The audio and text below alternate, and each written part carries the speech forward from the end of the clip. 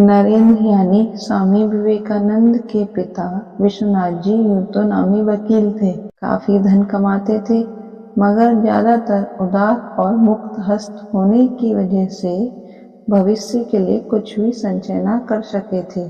जिस परिवार का मासिक खर्च 1000 रुपये से ज्यादा रहा हो, वह अब किस प्रकार चलेगा। विधवा माता अपने चारों तरफ अंधकार देखने लगी। सांसारिक विषयों में उदासीन नरेंद्र एकाएक धनाभाव के कठोर आघात से अनायास ही चौंक पड़े। हमेशा से लाड़ प्यार में प्रचुरता के बीच में पले हुए परिवार के लोगों को दाने दाने के लिए तरसते देखकर उनका दिल टूट गया। सुख संपत्ति के समय जो लोग परम मित्र थे, संसार के चिरकाल के नियम अनुसार दुख और विपत्ति के समय वो सब किनारा काट गए। तीक्ष्ण बुद्धि नरेंद्र सब कुछ समझ गए, पर उन्होंने सुध कायम रखी। धैर्य के साथ वो निर्धनता की पीड़ा को सहन करने लगे। मित्रों को पारिवारिक दुखद स्थिति की बात उन्होंने न जानने दी और कानून की परीक्षा की तैयारी करने लगे। साथ ही काम धंधे की भी तलाश करने लगे।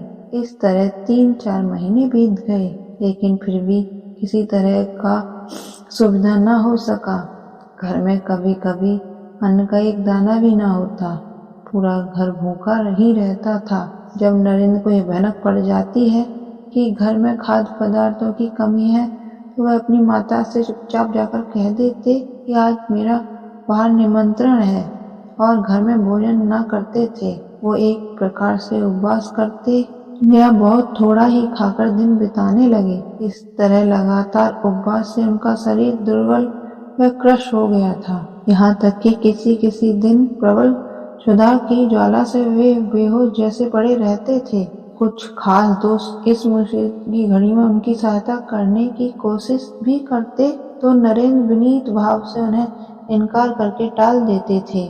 पेट की आग को शांत करने के लिए वो भिक्षा स्वीकार लेंगे, यह सोचना तक उनके लिए असह्य था। मित्रगण नरेंद्र के गंभीर आत्मसम्मान को जानते थे, इसलिए प्रत्यक्ष रूप से सहायता करने में असमर्थ होकर बीच बीच में उन्हें भोजन का निमंत्रण देते रहते थे। कभी कभी नरेंद्र किसी खास काम का बहाना बनाकर उनके निमंत्रण को ठुकरा भी देते थे, और किसी दिन बनावटी खुशी जाहिर करके आनंद के साथ आमोद प्रमोद में सम्मिलित होते थे। मगर जब कभी कोई उनसे दावत की बात कहता, तो उनका चेहरा एकदम गंभीर हो जाता। उनके दुखी मन में परिवार के कष्ट एक एक करके आने लगते थे।